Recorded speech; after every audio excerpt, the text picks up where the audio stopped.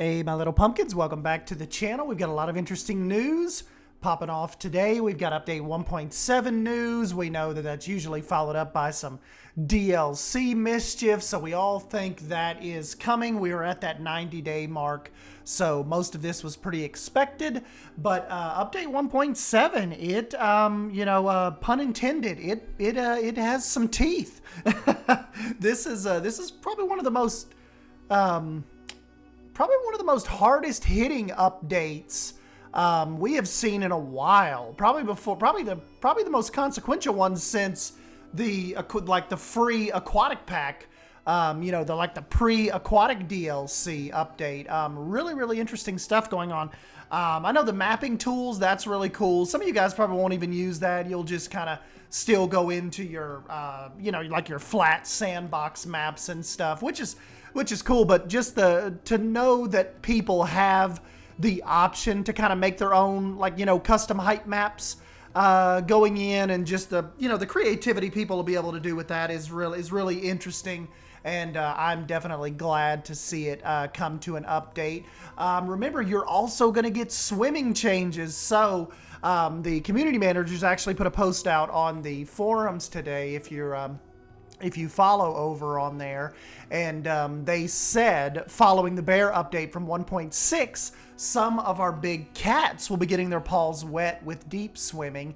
And the cats, so we've got 3 cats that are taking the plunge. The jaguar, the Bengal tiger, and the Siberian tiger all will be able to deep dive, and that is really cool. Really looking forward to seeing those animations. And I know we've all seen like the zoo videos or National Geographic, like with the tigers diving down to get the little piece of meat or the treat, or kind of swimming around in their exhibits. So I think that is always going to be a welcome feature whenever they give us more animals with the deep diving. And they also said this will include the male, female, and juvenile of each species. Be sure to start adjusting your habitats, as we bet they can't wait to make a splash the second the update drops. So yeah, that is really interesting. And also, one little tidbit you might have skimmed over at the bottom of this, but check this out. To go alongside this, we're also implementing some tweaks to the swimming depth requirements. I'll repeat that.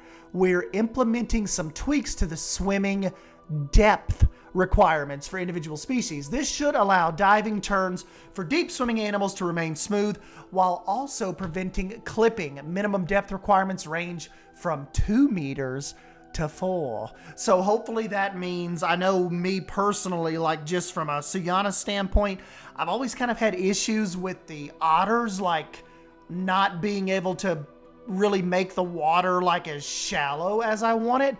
And hopefully with that little range you see there at the end, 2 to 4, I will not have to dig these big giant moats to get the otters to actually swim. So that absolutely interests me big time. Another thing that actually interests old S. Dan is your animal talk seating areas. And they said, rally up your guests because it's time for a show. Animal talks are going to be bigger and better than ever with the addition of new seating areas. So this is pretty cool. This is like, normally Frontier, they'll kind of touch on something, i.e. animal talk points, and that's it. Like, okay, we got this. It looks good. We're done with it. But this is actually adding a little boost to the animal talk points. So let me read that for you again. It says, animal talks are going to be bigger and better than ever with the addition of the new seating areas, increasing the capacity per educator and helping you better control the flow of guests around these areas. So, essentially, instead of just having them like kind of bog up as a big group in the middle of the path, if you wanted to, you could do these seating areas maybe just a little off to the path, maybe decorate them around with some rocks and some foliage, and your guests will actually, if they're interested in the animal talk point, they will navigate over to these seats and they will actually have a seat while the little person is doing the talk. So that is really cool stuff. And that even kind of makes me think of, like, okay, Planet Coaster 2, not to get off on a Planet Coaster 2 tangent, but what if they could make guests do this as they watch parades go by? You know, like, and now we know that they've figured it out. They figured something out with the tech that can make them kind of move off into a designated seating area. What if they could do that for parades if we get a Planet Coaster too? So just a little thought there. Maybe we'll come back and look at this video a year from now and be like, S-Dan was freaking right. Pick one of our new talk-specific seating options and link an animal talk point to it, and guests will now be able to sit and really give their full attention. But don't fret, you will still be able to use the animal talk points as standing attractions as well. What animal will you pick as your first to have is its very own seated education area. So right there too, you don't have to do the little seating area if you want them kind of just standing around. That is absolutely okay as well. One of the biggest things that I'm taking out of this, update 1.7, and I know you guys are probably like eye rolling, but I'm like, path barriers. On top of the new seating areas to help you control your zoo's guest flow, we're also adding path barriers. These will render areas of path inaccessible to guests and staff alike, allowing you to direct the traffic in your zoo more accurately.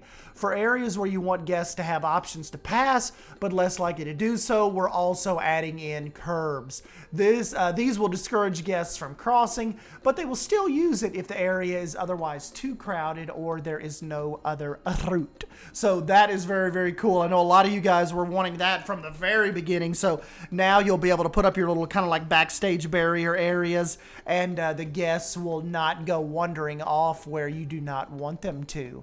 So my mind just keeps going to Planet Coaster 2. Like when they say this will render areas of the path inaccessible to guests, what if they could do that with parades? Make it like that's a part of the path that the guests actually split from and they don't walk down. And, you know, they could do things like, do mandatory path width. Like if you're going to do a parade, like the path has to be, so wide before the parades can navigate, the floats and stuff can navigate on it. So really, really cool. I am definitely interested in that. Next up, scene replacement randomization. I'm kind of take offense to this because I kind of like sitting here placing rocks for 2 or 3 hours in different angles, in different positions. No, I'm just kidding. Every scenery placement randomization ever been placing lots of the same scenery item and had to manually adjust it to keep things looking natural? Yes. Well, no longer. We're introducing a new randomization placement toggle, which, when turned on, will randomly change the rotation of the item you are using in between each placement. This will allow you to create an organic experience much faster than before. We know this is a game changer for foliage and rock-heavy builds. What are you most excited to use this on? So, really what we're saying, guys, is, you can tap... You can tap X and get it to flip on that one axis. But this option, you know how normally you have to click, Z, but you have to click X to go in and really kind of flip it around however you want. Well, this option is going to randomly do that for you. So it'll pick all kinds of different angles for you to change your foliage and your rock build. So that is going to be really, really fun for people that don't want to actually sit there and have to do, 50 minutes of rock placement to try to get that natural, kind of like that naturalized look. So really, really, really awesome feature. Like I said, 1.7, they're bringing it. They are bringing it this time, guys. And remember, all this drops October 4th. So you still got a couple weeks to go. This isn't something that's like coming out next week or this weekend or Thursday or anything. This is, you're going to have to wait a little bit longer on this. They are projecting right now October 4th. And lastly, they talk about the Zoopedia changes. Finally, we're adding a few quality of life improvements to help you through Zoopedia usage. This is for kind of like you little management nerds. This is really, really going to help you out. The animal management screen has a new Zoopedia link button connected to the listed animals. Very, very cool. Animal management and animal market buttons have been added to Zoopedia, taking you to the filtered animals. Another really, really cool QoA feature. Habitat space requirements have now been added to the Zoopedia UI. See, just awesome little tweaks here. biome filters have also been added to the Zoopedia filter options. They are listening, guys. And lastly, we've also added the option to quick trade from the animal management screen. Very, very awesome. This will work similar to Release to Wild and means that quick trading is now available beyond the Trade Center. We hope you're looking forward to all these new changes. The update will come with various other tweaks and bug fixes, so as always, we will have a full list of patch notes for you on launch.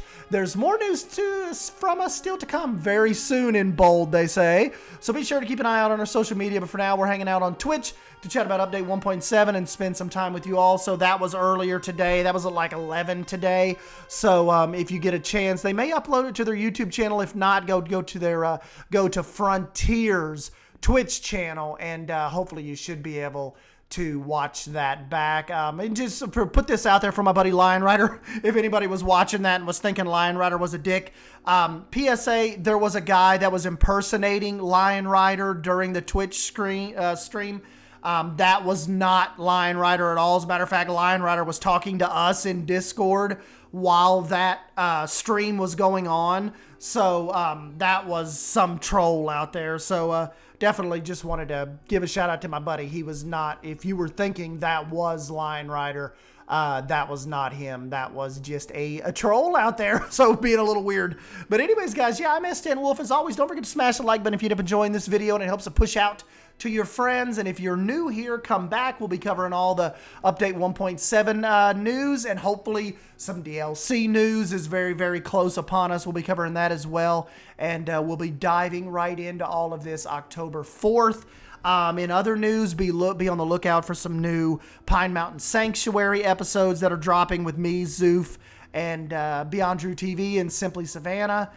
Big thanks to those guys for putting that together. We'll be probably jumping in and adding some of these the features, and definitely want to get into do some kind of like the speaker, the talk sitting areas in Lost Creek for sure. May even go into Suyana and take a look there. Suyana's really getting bogged down lately, even for my computer. So kind of giving me a little bit of issues jumping in that, just because there are so many pieces and that zoo's gotten so large. So I'll probably be wrapping that up soon.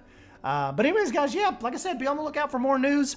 And yeah, I'm S. Dan Wolf, and I'll catch you in the next video. Thank you. See ya.